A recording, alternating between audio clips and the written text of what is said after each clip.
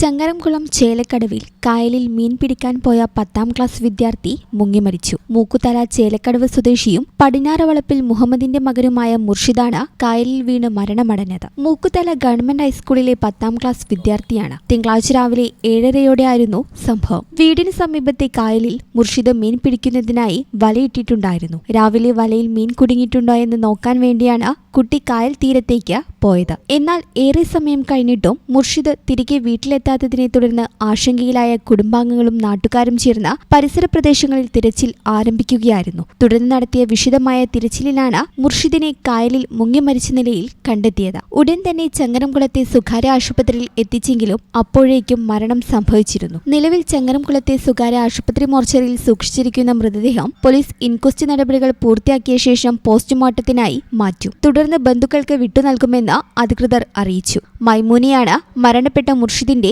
മാതാവ്. മുനീർ, മുഹ്സിൻ എന്നിവർ സഹോദരങ്ങളാണ്. ഈ ചാനൽ ന്യൂസ് ചങ്ങരംകുളം.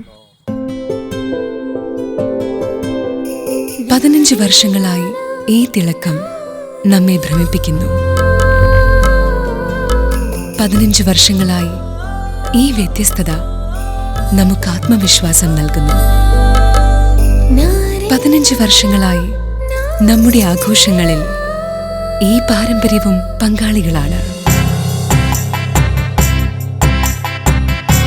ഒരു ദേശത്തിന്റെ ആഭരണ സംസ്കാരം രൂപപ്പെടുത്തിയവർ.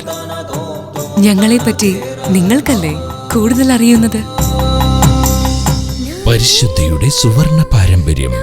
Hayat golden diamonds, Valanchery.